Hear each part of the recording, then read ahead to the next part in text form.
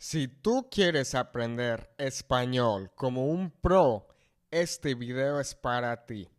If statements in Spanish, very common, and when done correctly can make you sound very good when speaking Spanish. So in this video, I'm going to teach you some of the best if statements that you can use so that your Spanish sounds perfecto. Muy bien, vamos a comenzar. La primera oración que tenemos: si tengo tiempo, estudio español. So, if I have time, I study Spanish. Real quick, I'd like to remind you that in Spanish, si without an accent means if. However, si with an accent means yes. So be careful here. Remember that si without an accent means if, si with an accent means yes. How do you know the difference when you're having a conversation with you and when someone's having a conversation with you and they say si? How do you know if it's if or yes? Context clues. Okay, so si tengo tiempo, estudio español. If I have time, I study Spanish. Si llueve, no salimos. Okay, if it rains, we don't go out or we won't go out. Okay, remember that in Spanish, the simple present can be used for something that is happening now or in the near future. Okay, so si llueve, no salimos. So if it rains, we're not going to go out. Okay, si me hablas despacio, te entiendo. If you speak to me slowly, I understand you.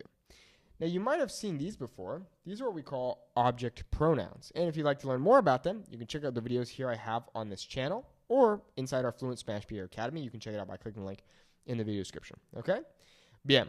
Si comes eso, te vas a enfermar.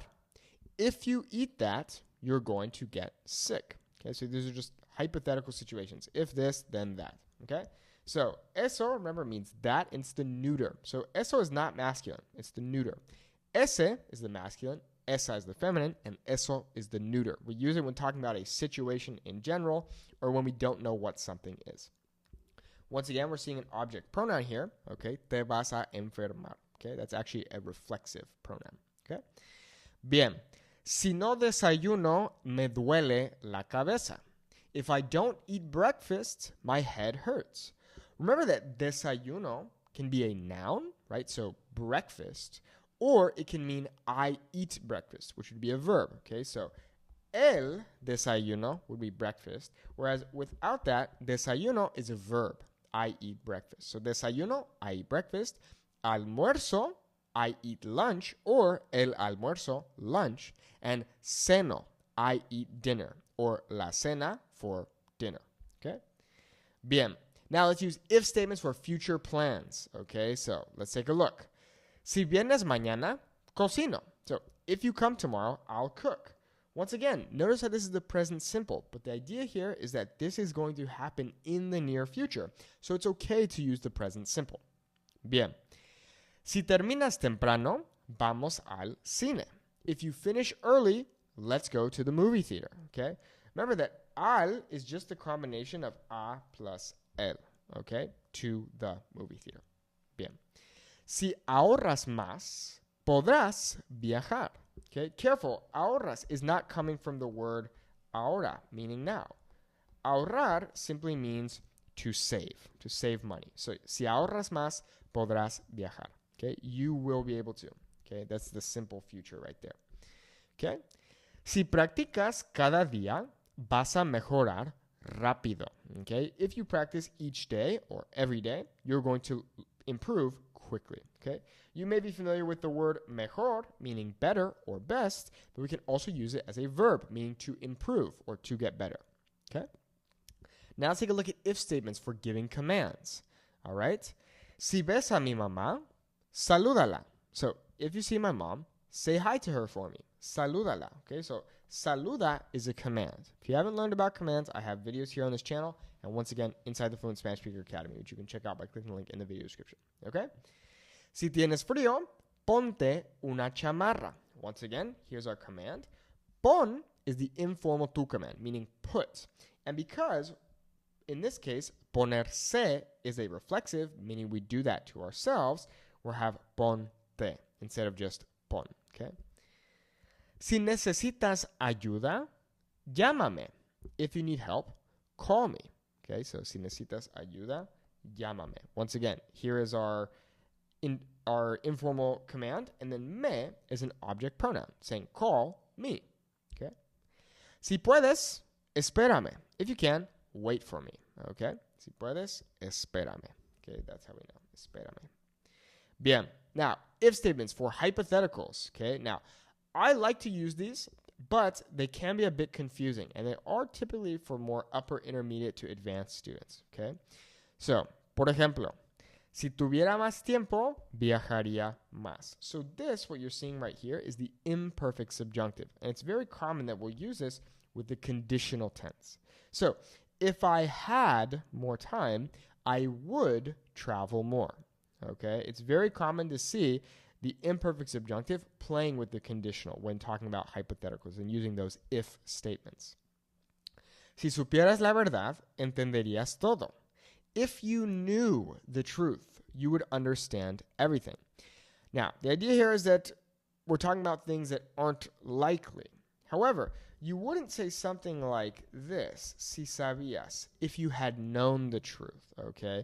In this case, we're going to use supieras because you didn't know the truth at that time. It's not necessarily a fact, which is why we need to use supieras.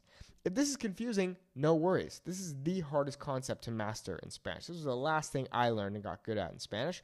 So don't freak out if this is hard for you. Okay? Muy bien. Si pudiera, viviría en México. If I could, I would live in Mexico. Okay? I would live. Remember the conditional tense. It's kind of like that idea of would. I would travel. I would live. I would do. Okay? Si yo fuera tú, no lo haría. If I were you, I wouldn't do it. It is representing, lo is representing it. This is what we call a direct object pronoun, okay? Most times when you see something like lo, it just means it. It can sometimes mean he or him, but most times it just means it, okay? Bien. Ahora vamos a ver impossible past hypotheticals, so things like regrets, okay? Si hubiera sabido, habría ido. So, if I were to have known, I would have gone. Whoa, this is tricky. Okay, so if I were to have known. So in this case, sabido and ido are both what we call past participles, things that have happened in the past. So known, gone, made, been, said. Okay, those are all past participles. Okay.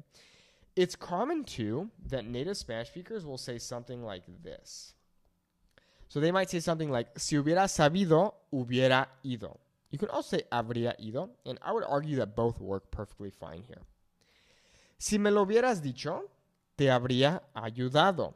If you would have told me, I would have helped you. So here we have the past of if you would have. And then here, now we're saying it's conditional on if you had told me. So if you would have told me, then I would have helped you. Okay? Si hubiéramos llegado antes, habríamos visto todo. If we were to have arrived earlier, we would have seen everything. Once again, these are our past participles. And this is our past tense subjunctive there from the verb haber. Haber means to have, but not to physically have something. It's to have done something, to have eaten something, to have said something, for example.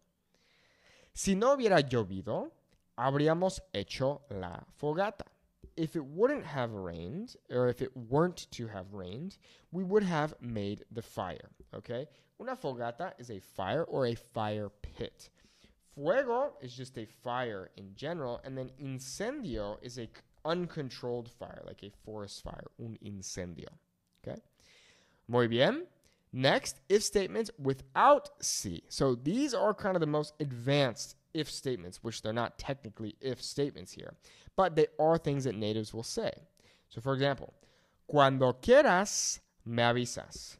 So here we have the subjunctive mood going on. So whenever you may want, let me know.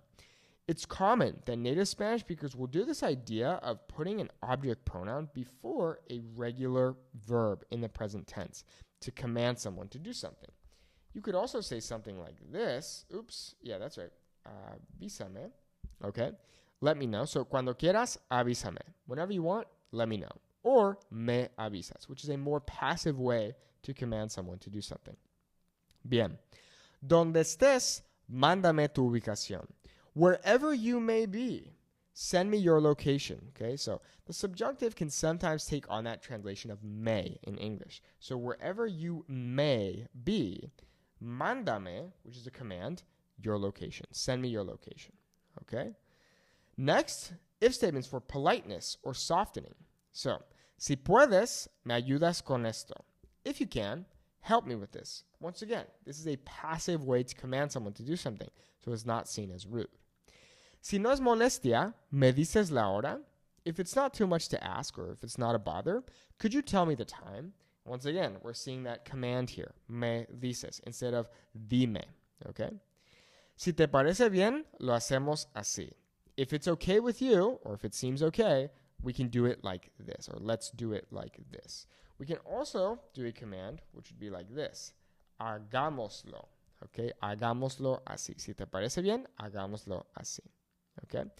Bueno, there you have it. Those are some if statements. I know we went kind of quickly, so if you're confused, if you have questions, please leave me a comment on this video.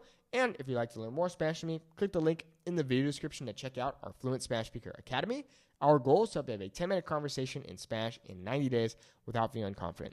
Muchas gracias. Hasta luego.